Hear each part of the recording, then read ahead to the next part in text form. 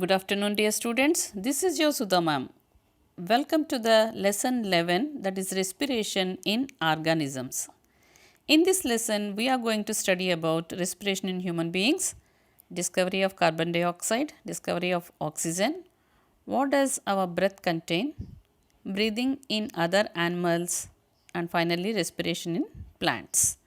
In this session, we are going to learn about respiration in human beings, discovery of carbon dioxide, discovery of oxygen, and what does our breath contain. Let's enter into today's topic. What do you mean by breathing? The process by which air goes in and comes out of the body is called breathing.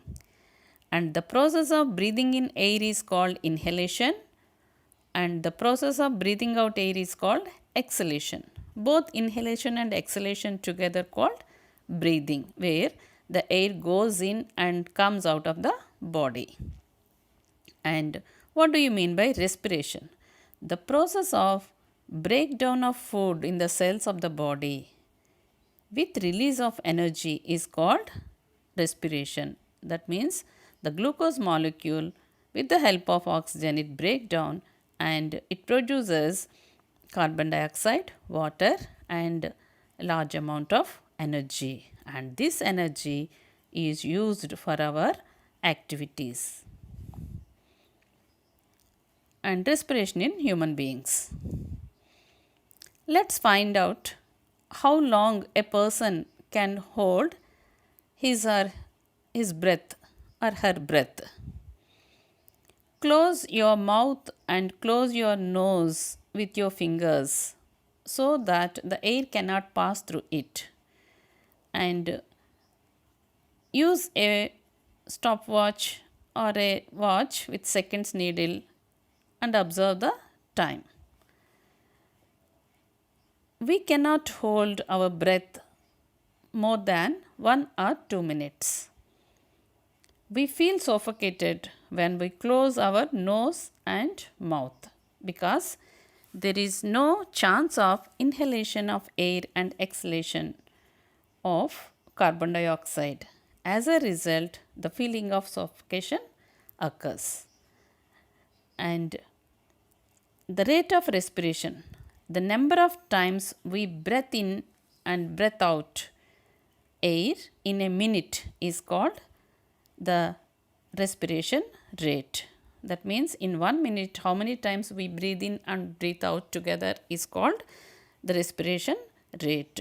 And the respiration rate is slower when a person is sleeping because minimum energy is required by the body. As there is no other activities, only digestion goes on, circulation of blood goes on. So, minimum energy is required for those metabolic activities. And the breathing rate is faster when we are doing some physical activity like running or jogging or weightlifting, some exercise if we are doing, then we consume we consume more energy. So, automatically the breathing rate is faster. Moving on to the next topic, that is discovery of carbon dioxide. Von Helmont. Already we have studied about von Helmont in our lesson 10, that is nutrition in plants. He postulated a theory that plants get the substances needed for their growth not only from the soil but also from the water it gets. This already we have learnt in our lesson 10. He conducted another experiment of burning charcoal, which leads to the formation of ash. He weighed in the beginning the weight of the charcoal and he burnt it, which leads to the formation of ash. Now he weighed the weight of the ash. He found that the weight of the ash to be much lesser and compared to the weight of the charcoal. On the basis of this, he concluded that the decrease in mass was due to the formation of an invisible substance which he named gas.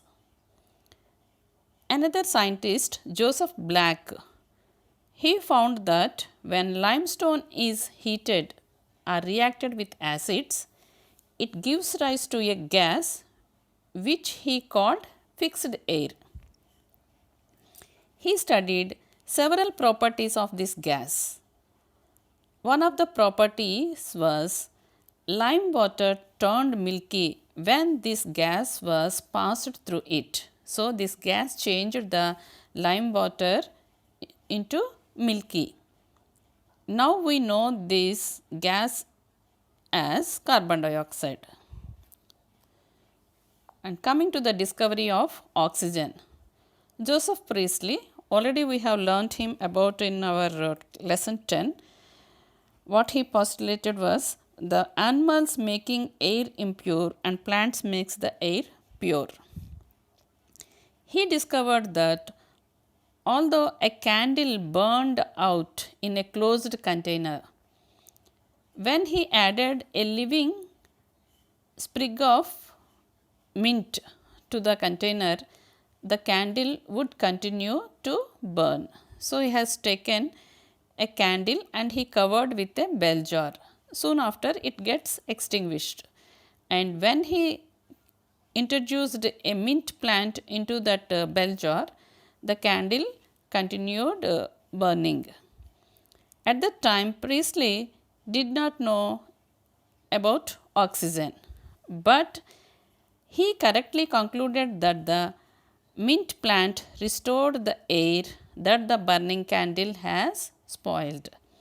That is why he concluded the animals makes the air impure while plants make air pure, because burning candle or breathing of animals, we consume oxygen and we release carbon dioxide into the air, and that carbon dioxide is taken by the plants for the process of photosynthesis for making food, and they release oxygen, hence they makes the air pure.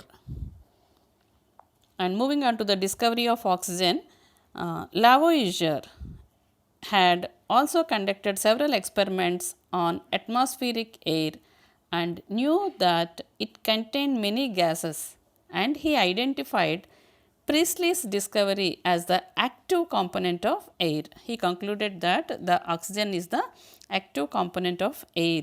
He called it oxygen because he believed that all acids contain it. Already we have learnt this in our lesson 2.